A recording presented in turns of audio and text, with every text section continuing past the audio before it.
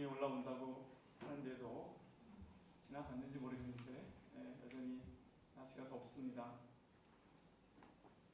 80년대 한국 선교운동이 일어나면서 특별히 이제 동남아 지역으로 우리 선교사들이 많이 나가게 될 때 싱가포르에 가서 훈련을 많이 받았습니다.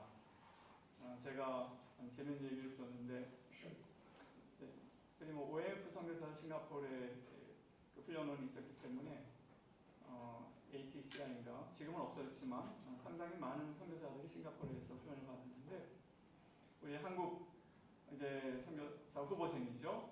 한국 교회에서 오랜 기간 목회 부목사로 사역하다가 이제 싱가포르에 가서 ACTI 훈련을 받는데 거기 이제 스태프들이 이렇게 어떠냐 이렇게 물어보면 맨날 그렇게 대답했다는 거예요. Every day is a holiday 뭐 그러면서 Every day is a holiday. 그러니까 이 훈련하는 사람 입장에서는 좀 기분이 나빴던 거죠. 저 사람이 훈련을 물러보는 건가? 근데 뭐 여기 신입풍 선교사님들 계시지만 요한동경교회 뭐 빡세잖아요. 지금 거기서 지금 지내던 거 생각하면 이 GMC 라이프가 어떻습니까?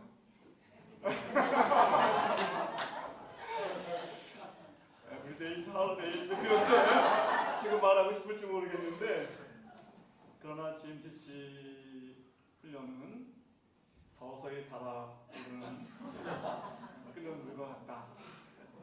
개구리가 그 속에 있다가 상 마신다. 그런 이 얘기가 있습니다. 여러분 지금 서서히 달궈지고 있을 텐데 이게 이제 앞으로 몇 번 뭐 달궈져서 삶아질 정도가 튀겨질 정도로 아마 될지 모릅니다. 그러나 그런 중에도 여유를 가지고 훈련을 통해서 집중력을 발휘하는 게 매우 중요합니다. 특별히 집중력을 발휘해서 연마해야 될 것들이 훈련에 많지만 우리 이 훈련에서 가장 중요한 한 가지를 들자면 우리 모두는 선교가 우리 선교사 개인이나 교회의 프로젝트가 아니라 하나님의 목적에 근거한 하나님의 일이다 라는 인식을 확고히 가다듬는 것, 이것이 아마 우리가 이 훈련 기간 전체를 통하여 연마해야 할 한 가지라고 말할 수 있습니다. 이번 주에 성경과 선교, 선교신학 세미나의 초점도 아마 거기에 맞춰져 있을 것입니다. 오늘 학개서 본문을 통해서 우리는 그 사실을 다시 한번 확인하고자 합니다. 먼저 오늘 학개서, 여러분 학개서 읽어본 지 오래되셨죠? 학개서 짧아 2장밖에 안 됩니다. 집에 가서 읽어보시면 학개서가 보통 이렇게 주석도 같이 나오는데 먼저 배경을 잠깐 보자면 바벨론에 의해서 성전이 파괴되고 포로로 끌려갔던 유다 백성들은 페르시아 고레스 왕의 칙령에 의해서 성전 건축의 꿈을 안고 유대 땅으로 다시 귀환하였습니다. 그런데 그렇게 귀환해서 20여 년의 세월이 흘러도 성전 건축은 시작을 못하고 지지부진하던 차에 하나님은 학개선지를 통해서 성전 건축을 촉구하십니다. 오늘 학개서 1장에 보면 그 유다 백성들이 돌아와서 아직은 성전 건축할 때가 아니다. 1장이죠. 여호와의 전을 건축할 시기가 이르지 않았다. 이런 식으로 계속 말을 합니다. 거기에 대해서 하나님은 이제 도전하십니다. 이 성전이 이렇게 황폐한 채로 그대로 있거늘 너희가 이때에 아주 호화로운 집에, 편벽한 집에 거주하는 것이 옳으냐? 너희 행위를 살필지어다. 너희가 이렇게 살기 때문에 우선순위를 바꿔놓고 살기 때문에 열심히 농사를 지어도 수확이 적고 먹긴 먹어도 배부르지 못하고 마실지라도 흡떡하지 못하고 입어도 따뜻하지 못하고 일꾼이 삭슬을 받아도 그것을 구멍 뚫어진 전대에 넣음과 같이 지금 너희가 이렇게 어렵게 살고 있다. 그러면서 너희는 산에 올라가서 나무를 가져다가 성전을 건축하라. 아마 돌은 충분히 있었단 말이에요. 성전이 무너진 다음에 돌은 그대로 남았고 원래 백향목으로 솔로몬 성전이 지었잖아요. 백향목은 다 타고 그 안에 금, 은, 동, 비싼 것, 좋은 것들은 다 약탈당해서 바벨론으로 가져가요. 그러니까 이제 산에 올라가서 나무를 베어서 성전 건축을 이제 하라. 그렇게 도전했습니다. 그랬더니 이제 스룹바벨과 여호수아 지도자들과 그 백성들이 거기에 호응해서 이제 마음이 감동을 받아가지고 하나님 전 공사를 시작하였는데 이제 다리오 왕 제2년 여섯째 달 24일에 공사를 시작했다. 그게 1장의 내용입니다. 그러니까 이제 다리오 왕 제2년 여섯째 달, 이게 역사적으로 보면 520년인데 BC 520년 여섯째 달, 6월 달이 아니라 이제 원력이죠. 원력으로 유대력으로 여섯째 달 1일에 하나님의 말씀의 학기를 통해 전해졌고 거기에 호응을 해서 이제 성전 건축 준비를 약 한 달 정도 해서 여섯째 24일에 이제 성전 건축을 시작합니다. 그리고 오늘 본문입니다.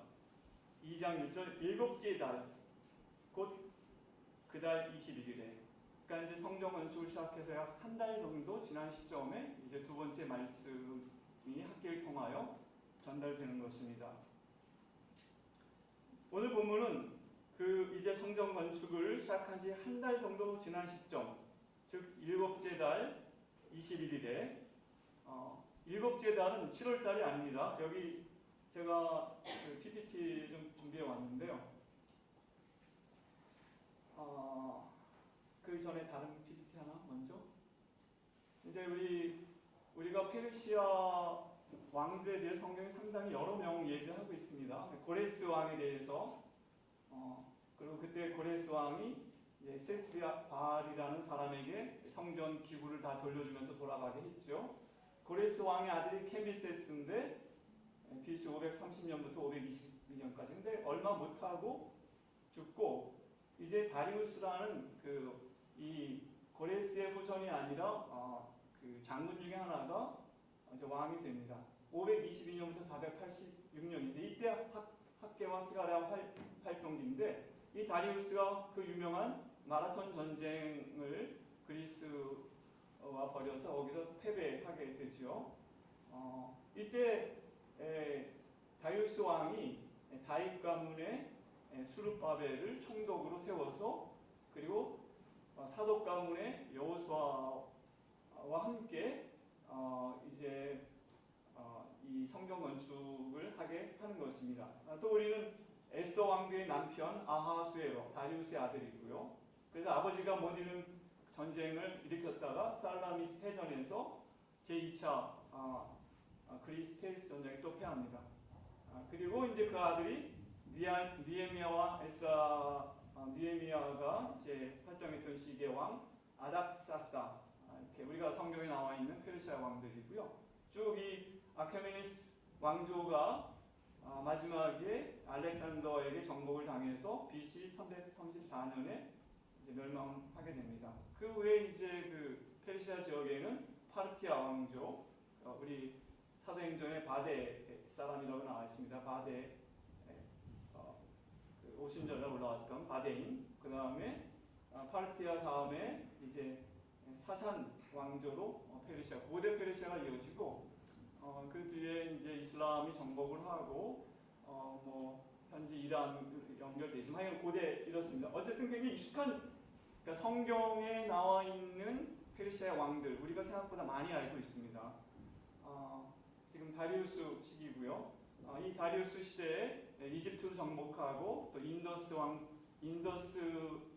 강까지 그 지역까지 점령해서 당시 세계 유프라테스, 나일강, 인더스강 유역의 모든 고대 문명 지역을 통치하는 왕으로 전성기를 이뤘던 왕이 바로 다리우스 왕인데요. 그 다음에 이제 PPT 하나 보겠습니다. 요거 제가 그래서 갖고 온 거예요. 그래서 이게 유대 절기가 니산월 1월인데 그때가 3월부터 4월, 우리 부활절 절기죠. 무교절 6월절 있고, 그다음 오순절이 5월이나 6월 초실절이라고도 부르는 오순절이 있고 그 다음에 지금 말한 7월달이 여기가 이제 중요한 달이죠. 제7월. 그래서 7월이 어떻게 보면 종교적으로는 시작하는 절기인데 나팔절로 시작해서 7월 10일 대속제일 욤키푸르가 굉장히 유명한 그리고 초막절이 일주일인데 15일부터 22일까지 7월 15일부터 22일까지 그리고 마지막 날이 거룩한 대예로 7월달이 9월부터 10월 사이에 우리나라 양력으로 하면 9월부터 10월 사이에 오는 겁니다. 여러분 며칠 전에 됐습니다. 며칠 전에 제가 저녁 산책을 갔다가 달이 굉장히 크게 뜬 걸 봤어요. 혹시 보셨나요? 월요일날. 그쵸? 오렌지 색깔 달로 뜨다가 나중에 이게 슈퍼문이었대요. 슈퍼문에다가 블루문, 슈퍼 블루문이에요. 여러분 블루문은 한 달에 보름달이 2번 뜨는 때가 있는데 그 2번째 달을 블루문이라고 그러고 슈퍼문은 지구와 달 사이가 거리가 가까워서 크게 보이는데 이번이 슈퍼문하고 블루문이 합친 굉장히 달이 크게 떴습니다. 그거 아무 때나 보는 게 아니에요. 딱 거기에 보는 건데 며칠 전이었어요. 본 사람이 한 사람밖에 없습니다. 옛날 갑돌이와 갑순이들은 달도 자주 봤더구만 요즘은 달을 안 보고 사는데 이 원력이 되게 중요하죠. 6월절도 1월 14일 아마 보름달 뜨는 날에 출애굽하도록 하나님이 정해서 환하게 나오라고. 나중에 또 절기 지키기도 좋잖아요. 보름달이 떴을 때. 어쨌든 오늘 이 말씀은 일곱째 달, 즉 유대인의 절기가 몰려있는 그 달 21일 그러니까 초막절이 마무리되기 바로 전날 초막절이 15일부터 22일인데 21일 초막절이 끝나기 마지막 6월절 초막절 절기가 마무리되는 시점에 선포된 말씀입니다. 이게 BC 520년 10월 17일 날짜를 특정할 수 있는 날이죠. 왜냐하면 이미 다 역사적으로 나와 있기 때문에 BC 520년 10월 17일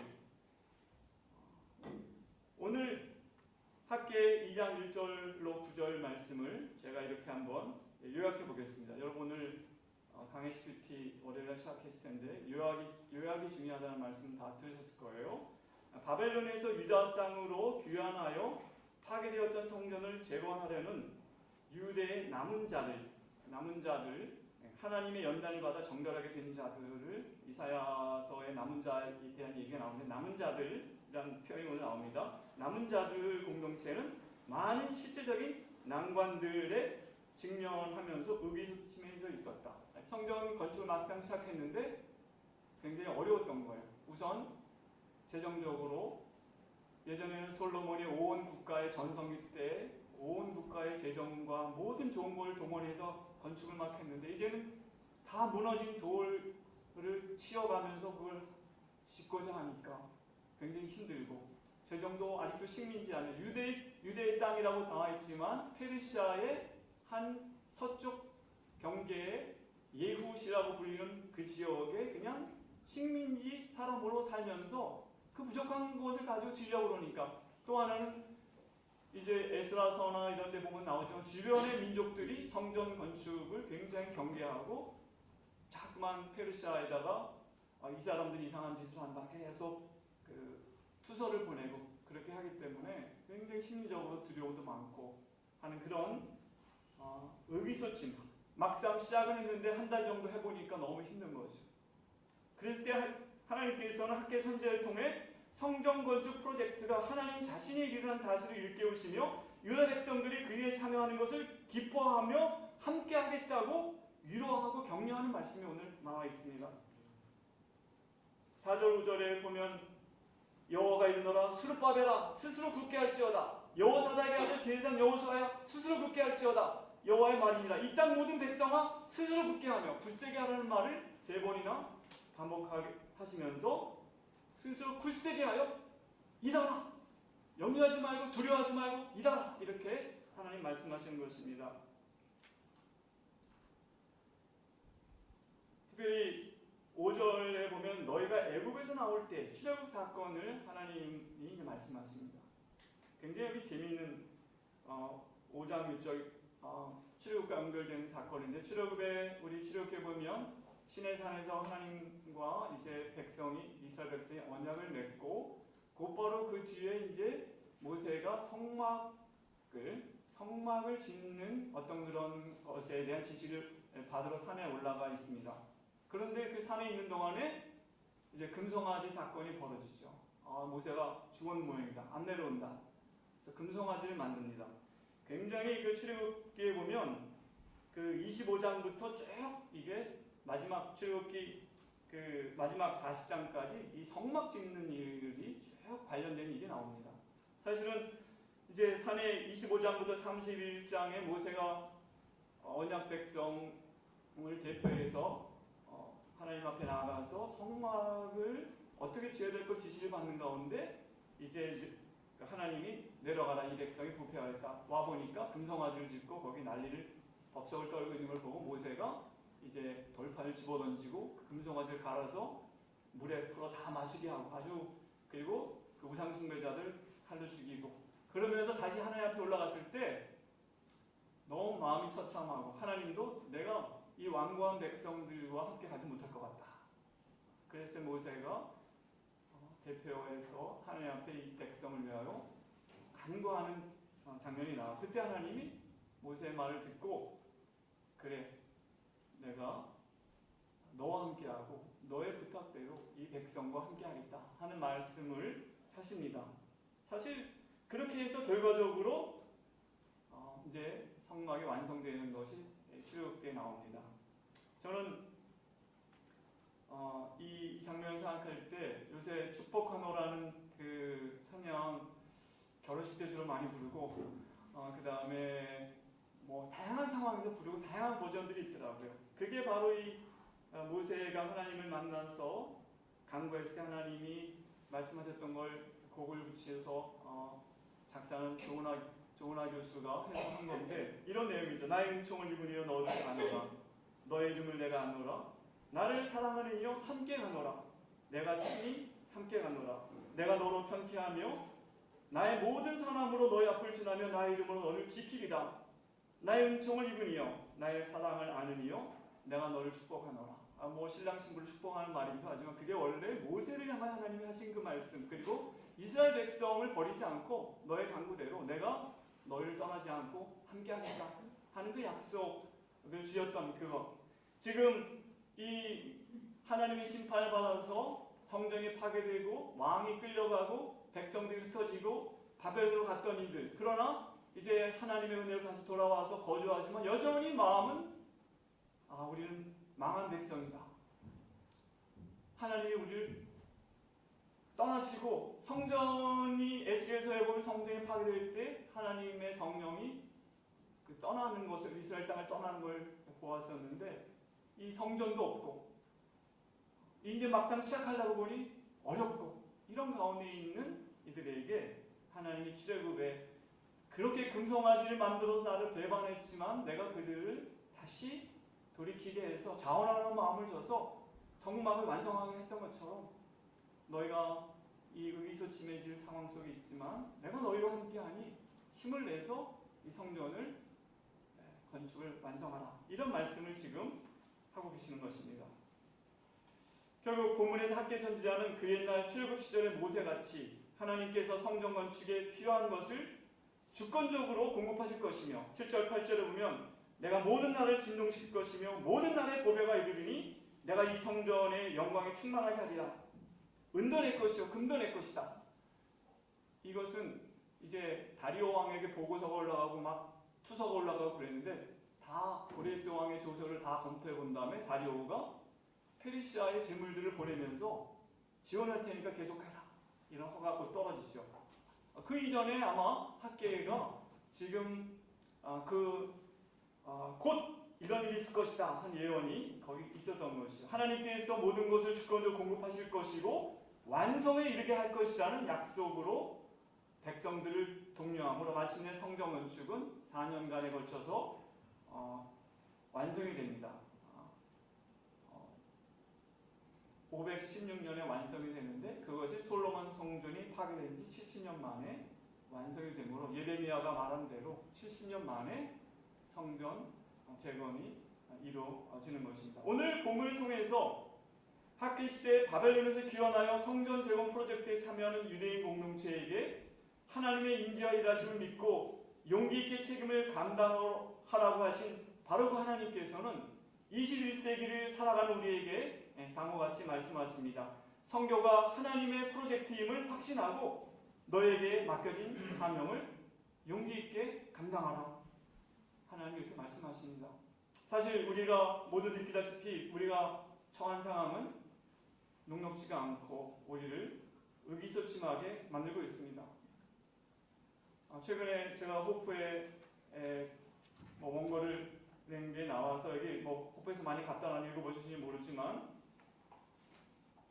세계는 분쟁과 갈등이 심화되고 있고 성교도 어려운 시대에 직면하고 있는 것 같습니다. 여기 보면 지난 200년 동안에 잘 적용되던 원칙들과 원리들이 더 이상 통용되지 않는 세상이 됐다고 하는 것을 존 스톤이 말하고 있습니다.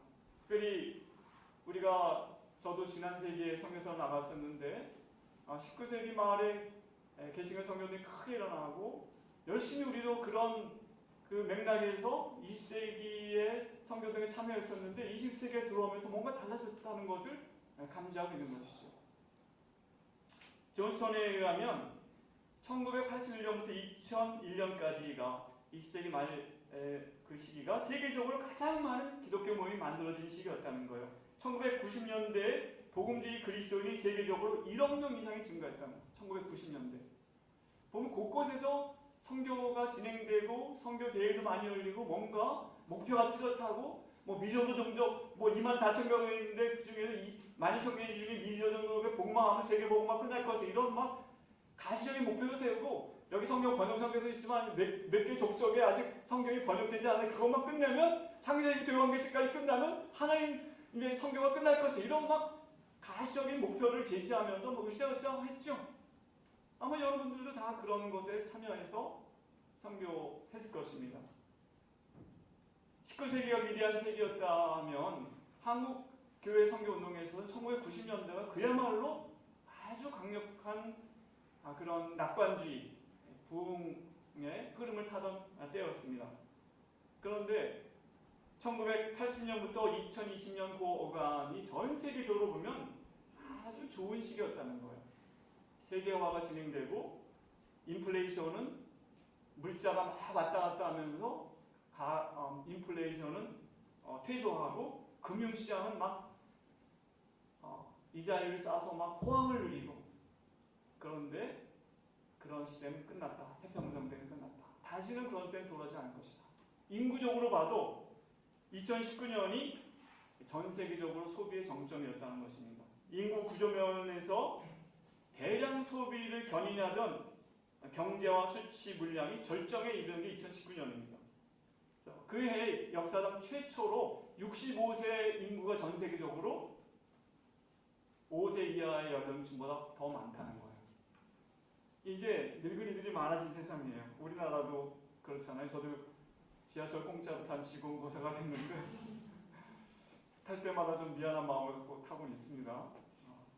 내가 좀 어떻게 기여를 할까 생각을 많이 합니다. 어쨌든 65세 인구가 5세 미만 인구보다 전세적으로 많아요. 전 세계가 그렇다는 거예요. 앞으로 2020년대와 2030년대에는 고령화를 대거 각 나라마다 경험하고 그리고 지난 3년간 코로나 팬데믹으로 인해서 세계와 체제의 균열이 생겼고 이제 세계 경제 크기 파이가 줄어들면서 고용 기회가 축소되고 양극화와 세대 갈등, 사회 갈등이 커지고 있다는 거예요. 여러분 가난한 게 문제가 아니라 경제 성장이 멈추는 게 문제라는 거예요. 가난해도 경제가 계속 성장하면 기회가 많기 때문에 그 사회는 갈등이 줄어들어요. 그러나 우리 한국이 옛날보다 훨씬 부자지만 경제 성장이 멈췄기 때문에 갈등이 심화되는 거예요. 이제 부모 세대보다 더 가난하게 된 최초의 세대가 지금 MZ 세대. 여기도 MZ 세대 좀 있죠? 저희 아들도 MZ 세대인데 우리 둘째랑 얼마 전에 얘기하다가 둘째가 화끈하더라고요. 하여간 아버지 이 베이비 부모 세대가 만들어온 이 사회 시스템이 문제가 많다는 거예요. 자기들은 피해다 뭐 그러면서 노골적으로 이렇게 말하는데 제가 깜짝 놀랐습니다. 교회도 더 사회보다 빠르게 고령화되고 재정은 어려우시고 지금 저희 교회 장로님 한 분도 50대 초반인데 직장을 은퇴해야 되는 거예요. 강제로. 지금 교회에서 만나면 뭐라고 인사를 건네야 될지 잘 모르겠어요. 그러니 교회 재정도 줄어들고 여러분에 대한 재정도 줄어들 것이 분명합니다. GMC도 예전같이 많은 훈련생들이 오지 않죠. 왜냐하면 젊은 사람들이 없으니까. 재정도 다 가난해지는데 줄어들 수밖에 없죠. 그런 상황입니다. 우리를 의기소침하게 만듭니다. 여러분 아직도 나는 안 그래? 그렇습니까? 난 아직도 뭐 자신만만하고 낙관적이다 이렇게 생각하는 분은 아직 세상 돌아가는 걸 잘 알지 못한 겁니다. 그러나 우리들이 선교사역을 하나님의 온 우주를 향한 창조 목적을 이룬 일과 연결시킬 수 있는 관점을 이번 훈련을 통해 확고히 세운다면 우리는 바울서가 고린도후서 6장 1절에 말씀하셨듯이 우리가 하나님과 함께 일하는 자라고 바울사도 말씀하셨는데 하나님의 창조 사역에 동참하는 그런 동역자로서 그런 정체성을 우리가 세울 수 있다면 우리는 사역을 앞으로도 상황은 어렵지만 의미 있게 감당할 수 있게 될 것입니다. 이번 훈련 기간을 통해 연마할 가장 중요한 부분이 바로 그것입니다. 선교가 하나님의 일이라는 확신을 우리가 가지게 될 때 우리는 구체적으로 어떤 태도를 가지게 될까? 제가 두 가지로 한번 생각해 봤습니다. 한 가지 연마해야 되지만 구체적인 태도는 이렇게 나타날 것이라는 것. 첫째는 노잼 선교도 감당하게 될 것이다. 노잼. 이런 말도 있어요. 노잼. 이게 제가 만든 말이 아니라 소설가 배경옥이라는 분이 글을 썼대요. 노잼 라이프. 노잼. 재미없다. 거기에 노잼. 이게 뭐 요새 한국어 조합이 아주 신기해요. 노잼 라이프. 여기 무슨 말이 있냐면 여기에서 제가 노잼 선교에 대한 힌트를 얻었는데 이분이 이렇게 썼어요. PT 수업을 받을 때, 그러니까 그 트레이닝 신체 단련 수업을 받을 때 가장 이해되지 않았던 건 웨이트 트레이닝처럼 재미있는 건 없다. 웨이트 트레이닝 재밌다는 거예요. 트레이너가 그렇게 말했다는 거예요. 공감이 전혀 안 됐는데 지루한 근력 운동을 3개월 정도 했더니 두부 같은 팔뚝에 약간의 근육이 생긴 다음부터 그게 무슨 말인지 웨이트 트레이닝이 재미있구나. 재미를 붙였다는 거예요. 그러면서 쾌락과 기쁨은 다르다. 재미의 기쁨은 즉각적일 때도 있지만 나중에 오는 경우가 더 많다. 재미에도 진입장벽이 있기 때문이다. 라고 말하면서 뭐 독서, 음악, 미술 같은 거 다 그렇고 안 읽히던 책이 읽히고 지금 과제가 많죠. 재미 있을 때까지 읽어야 됩니다. 안 되던 연주가 되면서 제 아내가 피아노를 뭐 뚱뚱 하는데 요즘 좀 뭐 다른 바쁜 못 치는데 자기도 신기하다. 어떤 안 될 것 같은데 띵동띵동 하면 뭐가 되면 그래서 제가 듣기에도 뭐가 멜로디가 나와요. 그렇게 될 때까지 해야 되는 거예요. 그래서 재미있어 보이는 일에 있는 지루한 반복이 많다. 쭉 말하면서 내가 재미에 대해 가장 공감하는 말은 이런 말이에요. 원래 사는 건 재미가 없다. 번아웃된 환자들에게 정신과 의사들이 조언하는 것 이렇게 조언한대요. 소진되지 않고 일하려면 신나게 하지 말고 그냥 하라. 신나게 살려고 그러면 소진된다. 아주 엑사이팅한 성교 여러분 꿈꾸고 뭔가 열매가 가시적으로 막 맺히는 걸 꿈꾸면 소진됩니다. 그러면서 우리가 재밌게 살기 위해서는 재미없는 걸 견디는 힘을 키워야 한다. 이렇게 얘기했는데 저는 성교가 하나님의 일이라는 것을 우리가 확신하게 될 때 우리가 어떤 태도로 나타낼 것인가. 노잼 성교도 감당이 될 것이다. 노잼 성교. 3절 말씀을 보니까 너희 가운데 남아있는 자 중에서 이 성전의 이전 영광을 본 자가 누구냐. 아마 솔로몬 성전이 파괴된 지가 한 60년이 흘렀는데 한 70 넘은 사람 중에는 끌려갔던 사람 중에 돌아온 사람들 있을 수 있겠죠? 이제 이것이 너희에게 어떻게 보이냐? 이것이 너희 눈에 보잘것없지 않느냐? 참 너희 눈에도 보잘것 여기 다 패워다가 여기다가 뭘 세운다고 할 때 너무 보잘것없게 느껴지겠지? 하나님도 아셨습니다. 그러나 이 일을 해야 된다 말씀하고 계신 것입니다. 우리가 하는 선교 사역이 큰 일이 아니더라도 엑사이팅한 일로 보이지 않더라도 당장 결과가 나타나고 열매를 거둘 일이 아니더라도 하나님이 맡기신 일인 줄 알고 감당하는 것, 이것이 하나님의 선교라고 인정하고, 내가 기분 좋을 때 신나게 하고 내가 하기 싫고 별로 땡기지 않을 때라도 하나님께 맡겨진 일이기 때문에 내가 한다, 이렇게 해야 선교할 수 있다는 것입니다. 작은 것에 담겨진 큰 의미를 볼 수 있어요. 하늘 뭐라 그랬으면 9절에 이 성전의 나중 영광이 이전 영광보다 크리라. The latter glory of this house shall be greater than the former.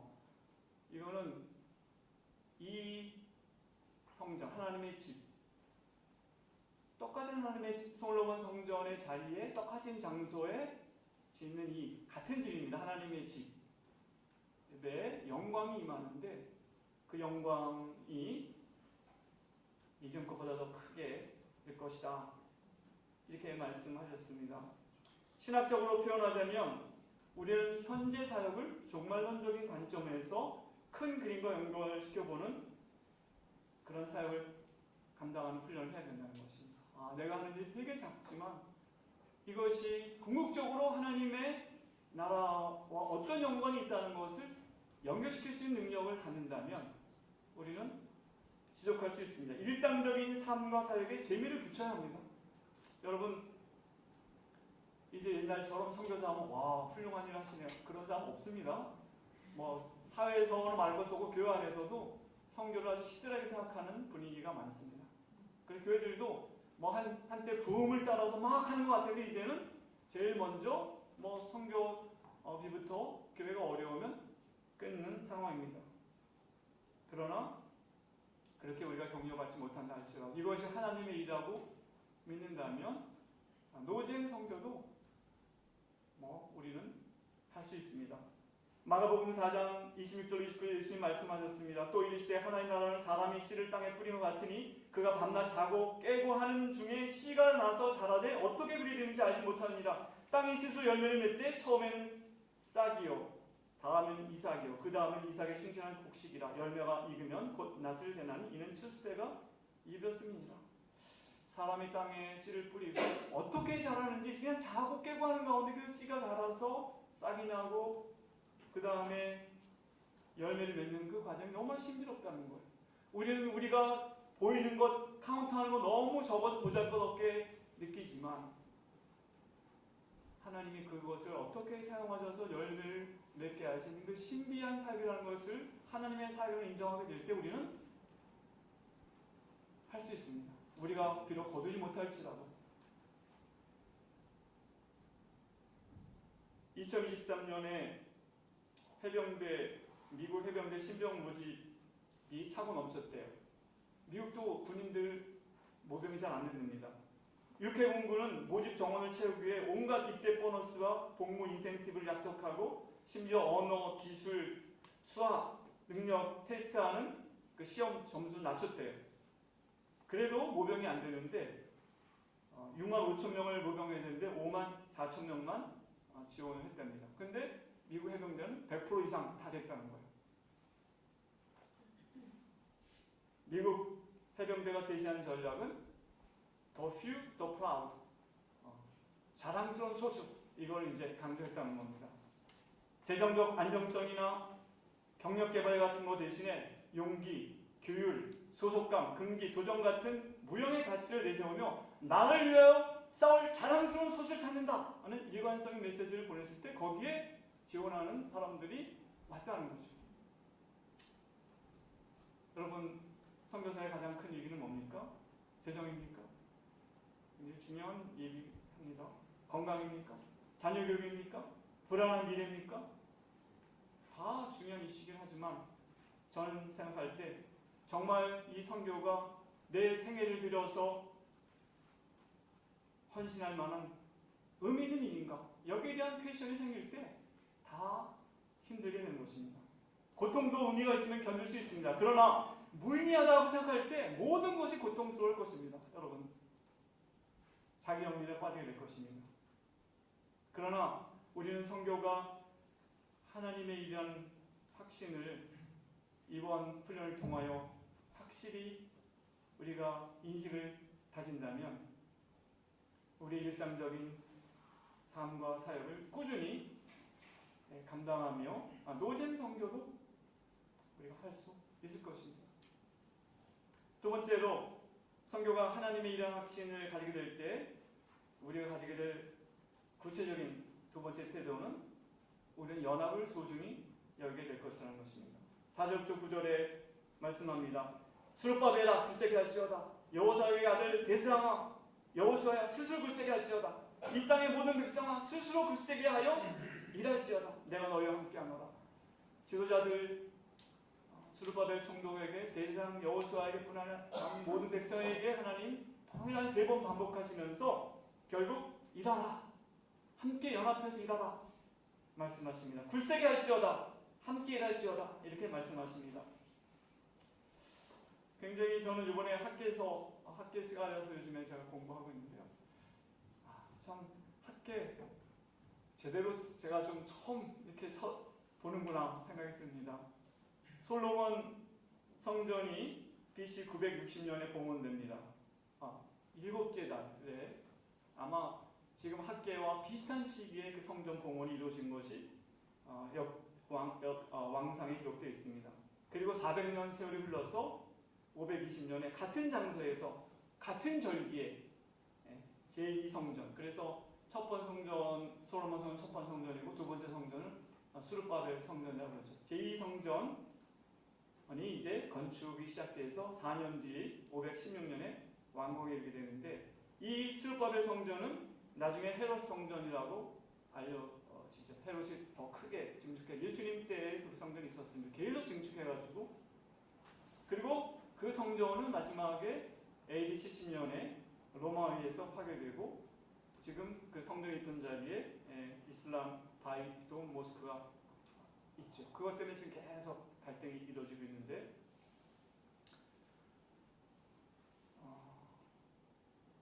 제가 만약에 성교신학 그 다음에 그 성교학 총론과 관련해서 한 권의 책을 개론 왜 읽으라 그러면 이 성경신학 이 책을 제가 권하고 싶어요. 여러분들 여기에 제가 한 부분을 읽겠습니다. 이 수르바벨의 성전이 관련돼서 갖는 의미가 뭔가? 이스라엘 성전은 미래에 훨씬 큰 규모로 건축될 성전에 대한 조그만 모형과도 같다. 미래에 큰 규모로 건축될 성전은 온 우주를 하나님이 온 우주에 충만하게. 그래서 요한계시록에 보면 새 예루살렘에는 성전이 없습니다. 왜냐하면 새하늘과 새 땅 자체가 하나님의 성전이기 때문에. 그리고 거기가 다 황금길. 그래서 옛날에 정말 황금길 12진주문 생각할 때 정말 거기에 상징하는 거는 옛날에 지성소가 황금으로 되어 있잖아요. 새 예루살렘 전체가 지성소라는 거예요. 더 이상 구분이 없어요. 성소, 지성소 나눠줄 것. 다 하나님의 지성소, 하나님의 임재가 충만한 그 하나님의 성전이 새 예루살렘입니다. 이상적인 관점을 본다면 이스라엘 백성은 이 성전을 바라보며 거기에 대해 묵상하는 중에 이 성전 자체가 끝이라고 생각해서도 안 되며 이것을 단지 선택된 민족의 표준으로만 생각해서도 안 됩니다. 도리어 그들은 하나님의 임재의 빛을 온 땅에 널리 전하는 위대한 목표를 생각해야 한다. 온 세상이 하나님의 성막 임재 아래 있을 때까지 말이다. 구약의 첫 번 성막에 하나님 임재가 가득했어요. 아론이 들어가지 못할 정도로. 그 다음에 솔로몬 성전 때도 영광이 가득 찼다고 나와 있습니다.